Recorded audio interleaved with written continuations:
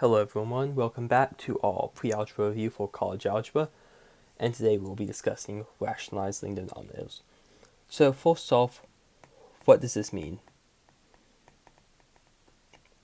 So, if you remember from earlier in this video series, we talked about what a rational number is, and that is something that can be written as a fraction, such as 1/3, 2/3, 1/100th. So then irrational numbers are all the numbers that aren't rational numbers, and this includes numbers such as the square root of 11, square root of 3, square root of 2, pi, e, etc. Okay, so now what if we have a situation where we have something like 2 over the square root of 3?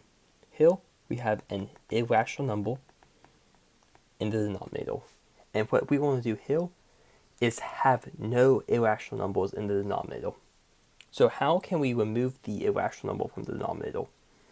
Well, let's go back to something simple that we've learned a long time ago, adding fractions. So if we have 1/2 plus 1/3, how do we do this? Well, we know we have to have common denominators. To do this, we'll multiply each of these terms by the denominators. So this will give us 3/6 plus 2/6 equals 5/6. If you notice what we did here, when we multiplied the numerator and denominator by the same number, it was equivalent. So 1/2 is equivalent to 3 times 1 over 3 times 2. If we use this, we can use the same logic to rationalize denominators. So if we have 2 over square root of 3, if we multiply the numerator and denominator by the same number, we will have an equivalent fraction. So what we're going to want to do is we're going to multiply the denominator by itself and then multiply the numerator by the denominator. So here, if we do square root of 3 times root 3, 2 times root 3, we get 2 square root of 3 times 3, since the square root of 3 times the square root of 3 equals the square root of 3 squared equals 3. And here, as you see, we no longer have an irrational number in the denominator, so this has been rationalized. So let's move on to a few more examples. So let's take 21 divided by the square root of 7. So all we're going to do here is repeat the same process we did before. We'll multiply the denominator by the square root of 7, the numerator by the square root of 7, giving us 21 square root of 7 over 7. And if you see, since we have a 21 over 7 outside the square root, this can be simplified to 3 root 7. Alright, moving on, we have 100 divided by the square root of 11. So here, all we need to do is multiply the denominator by the square root of 11, the top by the square root of 11, giving us 100 times the square root of 11 over 11. And this cannot be simplified anymore. So that is the rationalized denominator. Alright, we're going to move on to one more example in this form, and then we're going to move on to a bit more complex denominators. So here we have 19 over the square root of 99. So again, multiply the bottom by root 99, the top by root 99, giving us 19 square root of 99 over 99. And again, that's it. That's the rationalized denominator. So, what if we have a different situation? Let's say we have 21 over 5 minus square root of 3. Now, let's do exactly like we did in the previous examples and multiply by the denominator. So we have 5 minus root 3, so let's multiply 5 minus square root of 3 by 5 minus square root of 3. This gives us 20, by distributing like this, if you remember the FOIL, we have 25 minus 5 root 3 minus 5 root 3 plus 3, giving us 28 minus 10 root 3. So if this is the denominator, we still have an irrational denominator since we have square root of 3. So in order to multiply, in order to rationalize the denominator, we must multiply both the top and the bottom by something called the conjugate. Now this is a big word that sounds scary, but all this means is that we flip the plus or minus sign in the middle. So when we have 5 minus root 3, we have the subtraction sign, we just want to flip that to 5 plus root 3. So as a formula, we're going to have a plus root b, giving us the conjugate as a minus root b, and the same is true. If we have a minus root b, the conjugate is a plus root b. So let's go back to the other example. We have 21 over 5 minus root 3. From this formula right here, we have the conjugate as 5 plus root 3. And if we multiply that by the top and the bottom, we can rationalize the denominator. So if we work on the denominator first, we have 5 minus root 3 times 5 plus root 3. By distributing this, we can get 25 minus 5 root 3 plus 5 root 3 minus 3. Negative 5 root 3 and positive 5 root 3 cancel out, leaving us with 25 minus 3, or 22. Now, to the numerator, we have 21 times 5 plus the square root of 3, leaving us with 105 plus 21 root 3 by distributing the 21.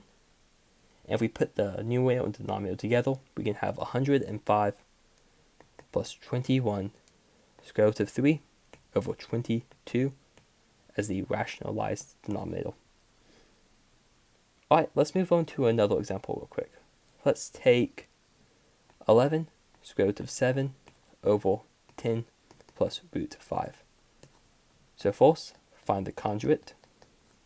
If we have 10 plus the square root of 5, the conjugate is just flipping the middle sign, giving us 10 minus the square root of 5. So, if we multiply the numerator and denominator by 10 minus the square root of 5, we can rationalize the denominator. So first, working on the denominator, we have 10 plus square root of 5 times 10 minus square root of 5. By distributing this, we get 100 minus 10 root 5 plus 10 root 5 minus 5. Negative 10 root 5 and positive 10 root 5 cancel out, leaving us with 100 minus 5 equaling 95. To the numerator,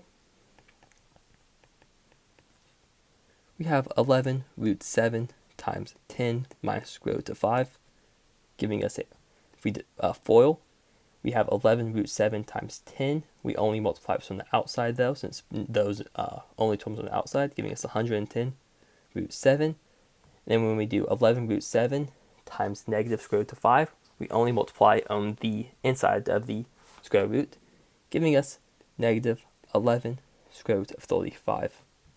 Putting the numerator and denominator together, we can get 110 square root of 7 minus 11 root 35 over 95. And this is the rationalized denominator. Alright, so let's move on to a bit different of an example. Let's have 7 over negative 4 plus square root of 3. Now don't let this negative sign confuse you. It's just the conjugate is still the same.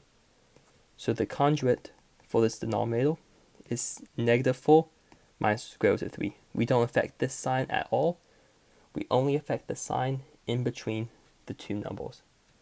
So multiplying the denominator by negative 4 minus root 3 and the denominator by negative 4 negative root 3, we can rationalize the denominator. Okay, so let's work on the denominator first. We have negative 4 plus the square root of 3 times negative 4 minus square root of 3.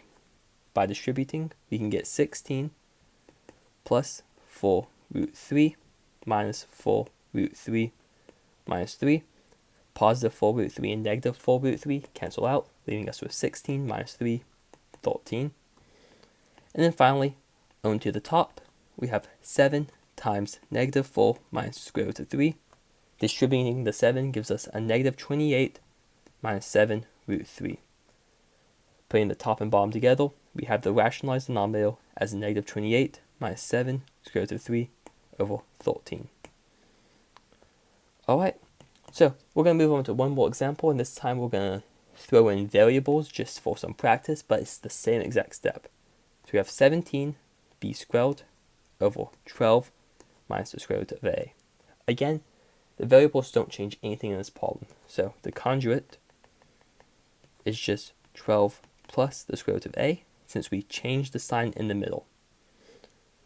So if we multiply the top and the bottom by the conjugate, we can rationalize the denominator. So let's start with the bottom first. We have 12 minus the square root of a times 12 plus the square root of a, giving us 144 plus 12 root a minus 12 root a plus a. 12 root a and negative 12 root a cancel out, leaving us with 144 plus a. On to the top, we have 17b squared times 12 plus square root of a. By factoring this, by distributing the 17b squared, we get 17 times 12, which is 204b squared plus 17b squared square root of a. Putting the top and the bottom together gives us 204b squared plus 17b squared square root of a over 144 minus a. And that is the rationalized denominator. Alright, that's going to be all for today. Thanks everyone for watching.